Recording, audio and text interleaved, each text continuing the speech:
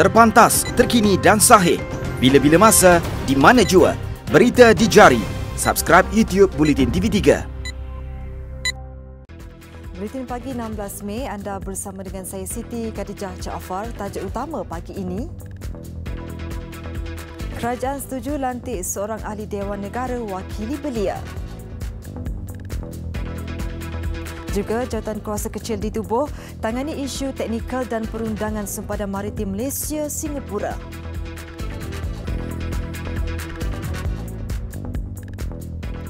Assalamualaikum dan salam sejahtera. Selepas Sarawak, Pulau Pinang dan Johor, giliran Kerajaan Negeri Melaka pula mengumumkan bantuan khas kewangan Aidilfitri sebanyak RM1,000 kepada kira-kira 5,300 penjawat awam di negeri itu. Ketua Menterinya Adli Zahari berkata keputusan itu diputuskan pada mesyuarat Kerajaan Negeri di Sri Negeri Aikro semalam. Kita di peringkat kerajaan negeri memang kita telah memaklumkan bahawa semua kaki tangan awam di peringkat kerajaan negeri diberikan bonus sebanyak RM1,000 pada semua 5,300 kaki tangan awam di peringkat negeri Melaka.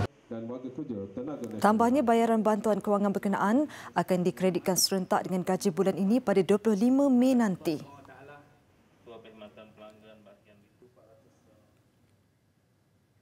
Jawatan Kuasa Perbatasan Sempadan Maritim Malaysia Singapura bersetuju menubuhkan sebuah jawatan kuasa kecil bagi menangani aspek perundangan dan teknikal berkaitan perbatasan antara kedua-dua negara.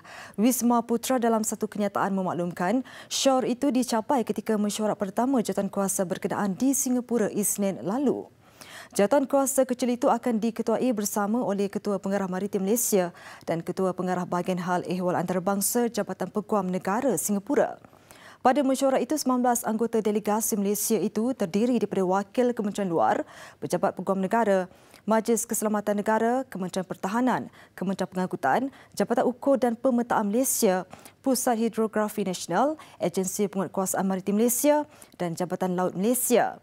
Mesyuarat itu dipengerusikan bersama oleh Ketua Setiausaha Kementerian Luar Malaysia, Datuk Seri Muhammad Syahrul Ikram Yaakob dan Setiausaha Tetap Kementerian Luar Singapura Chi Wee Keong. Malaysia dan Singapura bertekad untuk menyelesaikan isu sempadan maritim dan bersetuju dengan format mesyuarat yang dijadualkan untuk memastikan kemajuan berterusan dalam perkara itu. Sambutan Hari Belia 2019 amat bererti, terutama selepas setahun Pakatan Harapan mengambil alih pemerintahan negara. Menurut Perdana Menteri Tun Dr. Mahathir Mohamad, golongan dewasa dan warga tua tidak akan dapat melakukan perubahan ini secara bersendirian tanpa sokongan dan semangat golongan muda. Bukan satu rahsia.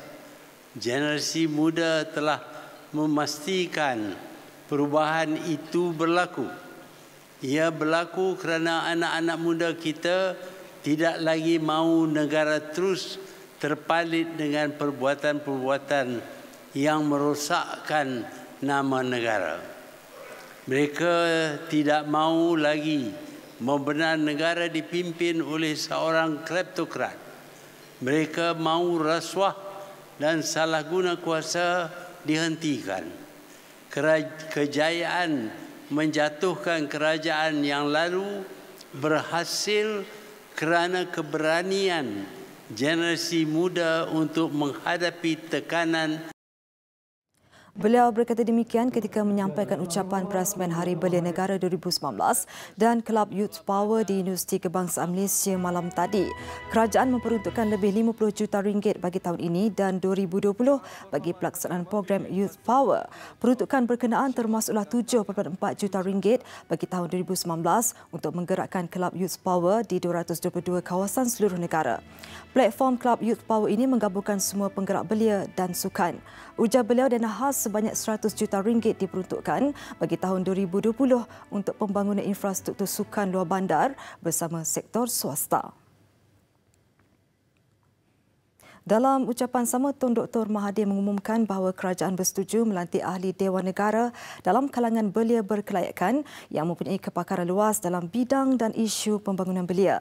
Pihaknya mencadangkan supaya pelantikan itu dibuat dalam masa terdekat. Atas kepercayaan dan kesetiaan anak muda dalam memberi ruang kerajaan baru memimpin negara pada hari ini, kita akan pastikan suara anak muda akan sentiasa diberi perhatian dan diambil kira dalam setiap proses keputusan kerajaan di semua peringkat, daerah, negeri, kebangsaan dan antarabangsa. Jelas beliau, inisiatif penyertaan anak muda akan diteruskan dengan melantik belia berkelaikan dalam pelbagai jawatan utama bagi meningkatkan suara anak muda dalam membuat keputusan. Ia juga selaras dengan prinsip kerajaan bahawa tidak ada sesiapa yang terlalu muda untuk menggalas tanggungjawab, termasuklah tanggungjawab terhadap negara. Susulan masalah limpahan air yang berlaku di tapak Bazar Ramadan Jalan Raja akibat hujan lebat, Dewan Bandaraya Kuala Lumpur DBKL sudah menjalankan kerja-kerja menyusun atur semula kabel-kabel punca kuasa serta meletakkan penghadang air di tepi laluan dataran Merdeka bagi memastikan kejadian limpahan air di kawasan itu tidak berulang. Pengarah Jabatan Perancangan Korporat DBKL, Nur Haslinda Nordin, dalam satu kenyataan berkata, kabel dan penghadang air yang tidak tersusun serta kanvas kemah dikenal pasti menjadi punca aliran air di tapak bazar itu tidak berjalan lancar dan tersekat. DBKL juga sudah membesarkan paip gegeluk di kiri dan kanan Jalan Raja agar aliran air berjalan lancar, terutamanya ketika hujan. Niaga juga diingatkan supaya tidak meletakkan halangan seperti peralatan mereka yang boleh menyebabkan aliran air tersekat. Sementara tinjauan kru kami petang semalam mendapati takungan air di dalam bazar jualan sudah berkurangan berbanding keadaan yang berlaku kemarin. Peniaga kena ambil peringatan mana kawasan banjir itu buatlah lantai. Kan? Macam saya dah buat, alhamdulillah. Kalau tidak saya pun jadi mangsa jugalah. Laluan air di belakang kedai saya. Jadi memang dia kawasan rendah, dia mesti air lalu di sini. Kita jaga supaya longkang tu jangan tersumbat je. Jadi dia boleh surut cepat. Setakat ni barang-barang abang selamat kan? Selamat, alhamdulillah, sebab saya dah buat anggapan macam tu kan. Mungkin kalau hujan ni air tinggi ni kan. Jadi saya buat lantai. Alhamdulillah. Dalam kejadian itu, beberapa lot tapak niaga di Bazar Ramadan Jalan Raja di hadapan bangunan Sultan Abdul Samad menghadapi masalah air bertakung sehingga menjejaskan aktiviti perniagaan mereka. Jumlah penduduk di negara ini pada suku tahun pertama 2019 berjumlah 32.66 juta orang. Angka itu meningkat 1.1% berbanding 32.29 juta tahun lalu. Perangkaan demografi bagi suku tahun pertama 2019 itu juga menunjukkan penduduk lelaki melebihi perempuan. Ketua Perangkawan Datuk Seri Dr. Muhammad Uzair Mahidin dalam satu kenyataan berkata, penduduk lelaki yang dicatatkan dalam tempoh itu berjumlah 16.86 juta orang. Ia berbanding penduduk perempuan 15.80 juta orang. Nisbah jantina adalah 107 lelaki bagi setiap 100 perempuan. Daripada 32.66 juta penduduk itu, sebanyak 29.31 juta adalah penduduk warga negara, manakala 3.35 juta bukan warga negara. Selangor mencatatkan komposisi penduduk tertinggi iaitu 6.54 juta orang, manakala Putrajaya mencatatkan komposisi penduduk terendah 92,640 orang. Bilangan penduduk berumur bawah 14 tahun turun daripada 7.71 juta pada suku tahun pertama 2018 kepada 7.69 juta suku pertama tahun ini. Penduduk berumur 15 hingga 64 tahun iaitu umur bekerja pula meningkat daripada 22.51 juta kepada 22.80 juta bagi tempoh sama. Turut meningkat bilangan penduduk umur tua 65 tahun dan lebih. Trend yang ditunjukkan itu adalah selari dengan negara-negara maju iaitu negara ke arah penuaan penduduk. Bagi suku pertama 2019 juga, sebanyak 116,850 kelahiran hidup direkodkan manakala 42,647 kematian direkodkan bagi tempoh sama.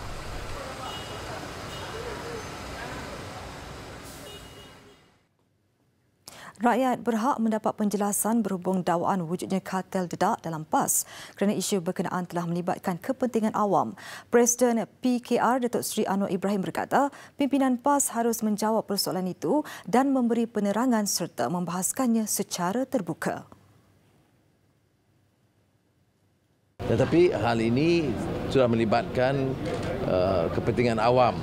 Masyarakat ingin tahu sebab ia melibatkan dana, ia bertentangan dengan apa yang diucapkan bahawa dalam seorang tokoh itu harus hidup dengan sederhana, tidak harus ambil wang yang dicurigai sumbernya, sahihnya, halal haramnya.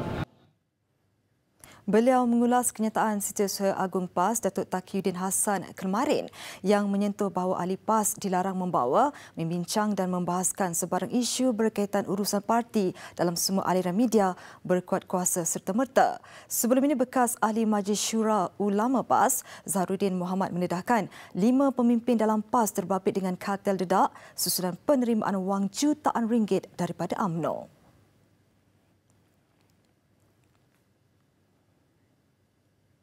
Tradisi penduduk Kuantan Pahang setiap kali Ramadan, Padang Majlis Perbandaran Kuantan MPK1 di Bandar terbabit menjadi antara lokasi pilihan untuk mereka berbuka puasa. Tidak ketinggalan yang di-Pertuan Agong Al-Sultan Abdullah Riayatuddin Al-Mustafa Billah Shah turut berkenan berangkat berbuka puasa bersama rakyat di lokasi sama malam tadi. Sejurus tiba, baginda meluangkan masa berkunjung ke Bazar Ramadan Mahkota Square yang terletak bersebelahan padang berkenaan. Selain meninjau dan membeli juadah, baginda yang diiringi Raja Permaisuri Agong Tunku Azizah Aminah Maimunah Iskandariah turut beramah mesra dengan peniaga dan pengunjung. Antara juadah yang dibeli Sri Paduka bersama Raja Permaisuri Agong ialah air ketira, air durian Belanda, puding raja, sata dan pulut panggang. Orang ramai mengambil peluang bersalam dan tidak ketinggalan merakam gambar kenangan. Selepas berbuka puasa, baginda menyampaikan sumbangan kepada anak yatim dan golongan kurang berkemampuan. Bayi perempuan yang menghidap kanser mulut germ sel tumor menerima pasport antarabangsanya semalam. Ia sebagai persediaan untuk menjalani pembedahan di London tidak lama lagi. Ainul Mardiah yang baru sahaja genap 9 bulan menghidap kanser mulut germ sel tumor 2 bulan selepas dilahirkan. Selepas melakukan pelbagai ikhtiar di hospital kerajaan maupun swasta, Ainul menjalani kemoterapi. Bapanya Ahmad Safiuddin Ahmad Razak, 24 tahun, berkata ketumbuhan yang ada di dalam mulut Ainul tidak bertindak balas terhadap kemoterapi dan menyebabkan ketumbuhan itu lebih besar. Beliau meluahkan rasa syukur kerana atas perkongsian meluas oleh rakyat Malaysia di laman sosial, urusannya dipermudahkan bagi menjalani rawatan lebih baik oleh pakar perubatan di London nanti. Mereka bagi peluang. Maksudnya peluang tu adalah mereka bagi doa, mereka bagi sumbangan. So hasil daripada sumbangan tu pada asalnya saya tak tahu nak buat apa sebab di Malaysia ni doktor cakap tak boleh buat apa. Jadi bila dapat sumbangan tu saya tak tahu nak buat apa. Jadi saya rasa sumbangan tu adalah amanah rakyat Malaysia. Maksudnya mereka dengan bagi sumbangan tu dengan harapan lakukan sesuatu untuk Ainul. Katanya rekod perubatan Ainul sudah diteliti oleh pakar perubatan di London dengan bantuan doktor kelahiran Malaysia yang berpangkalan di United Kingdom, Dr. Nur Amalina Cik Bakri. Dalam pada itu, kisah Ainul Mardiah turut mendapat perhatian Jabatan Immigration yang menghulurkan pasport Ainul. Dari segi, saya ada dari segi Facebook, masuk Facebook ke apa. Masuk Facebook dan kita reply, memang kita boleh bantu dan pegawai kita ambil tindakan proaktif untuk pergilah untuk menghubungi keluarga ayah dia dan yalah kita buatlah pasport untuk dia. Tarikh untuk Ainul dan kedua ibu bapanya ke London bagi menjalani pembedahan belum lagi ditetapkan. Namun, kemungkinan Ainul Mardiah bakal menyambut Aidilfitri di United Kingdom. Orang ramai yang prihatin boleh menghulurkan bantuan menerusi akaun bank tertera.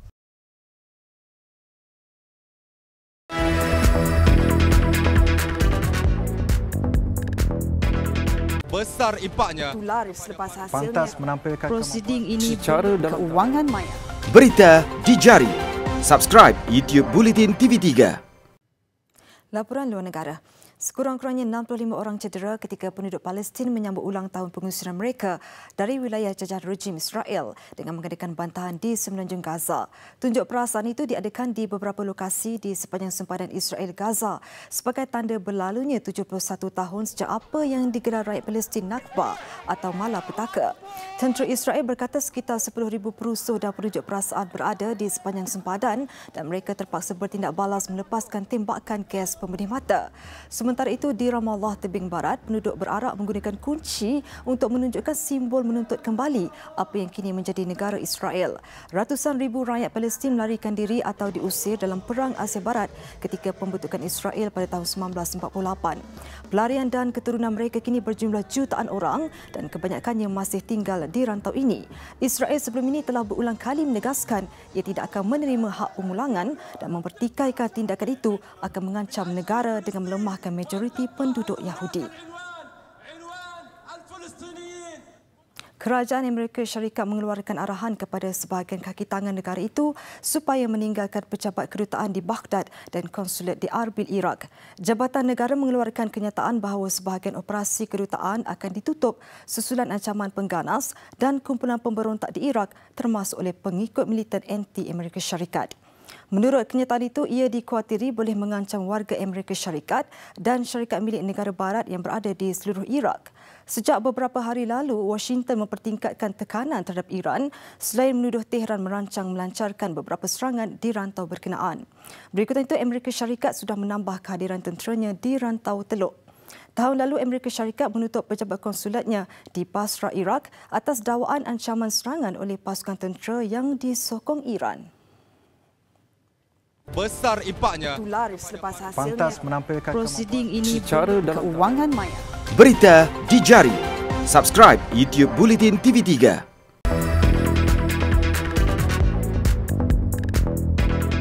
Sukan.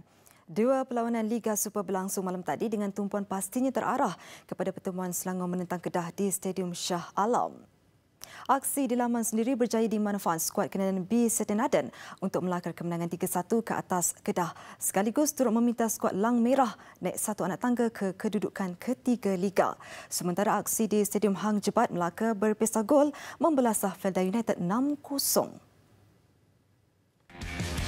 Selangor bermula garang menerusi percubaan Syazwan Zainon yang terkena tiang seawal minit ke-8. Asakan tuan rumah berhasil menerusi Ifedayo Olusegun yang menanduk masuk sepakan percuma Sandro da Silva pada minit ke-34. Seminit sebelum rehat, kesilapan penjaga gol Kedah Ifwat Akmal Cik Kasim menangkap kemas bola di kom dengan Olusegun mudah menolak masuk gol kedua tuan rumah. Kedah cuba bangkit pada babak kedua namun percubaan awal Zakwat Adha Abdul Razak tersasar. Sebaliknya pada minit ke-57, serangan balas yang dilakukan Selangor membuahkan hasil. Bermula dari gerakan Sandro, hantarannya tepat kepada Olusegun yang bermain 1-2 dengan K. Sarkunan sebelum melengkapkan hat-trick pada penampilan sulungnya bersama Selangor.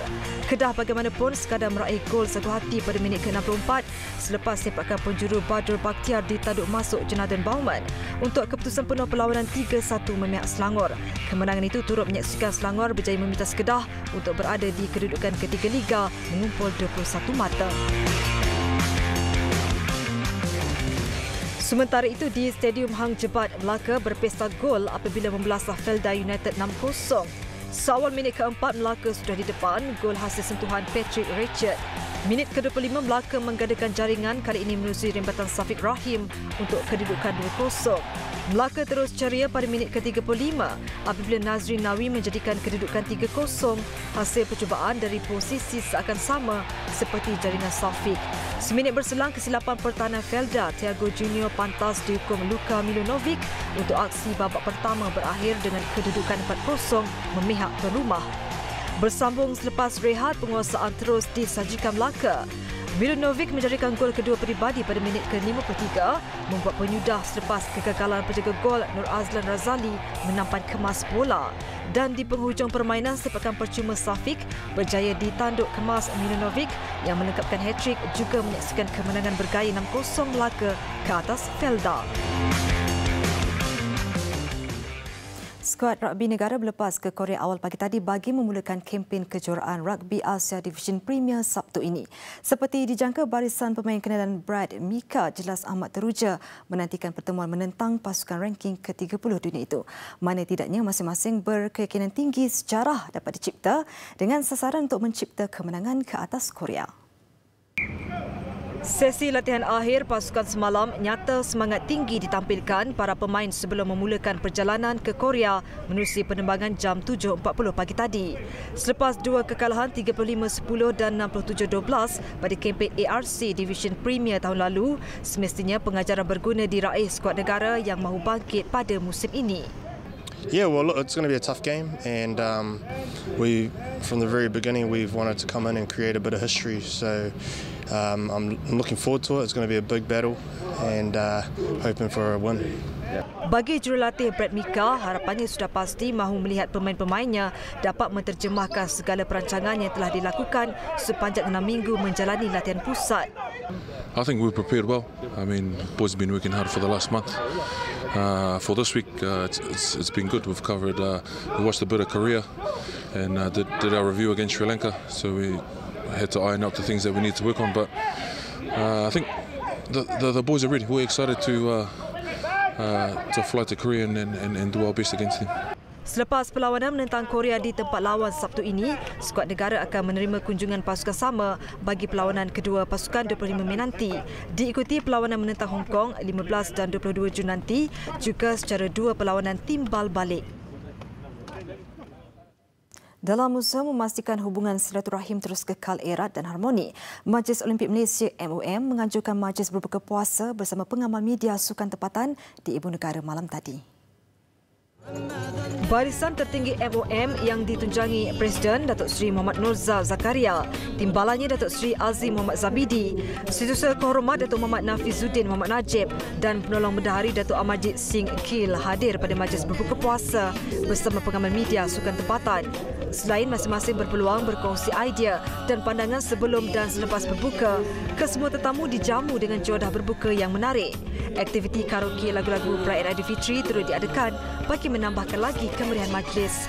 Di kesempatan itu juga MOM amat menghargai jasa dan peranan media sukan tempatan dan Badan Pentadbir Sukan itu berharap hubungan bersama pihak media akan terus kekal utuh demi kemajuan sukan negara.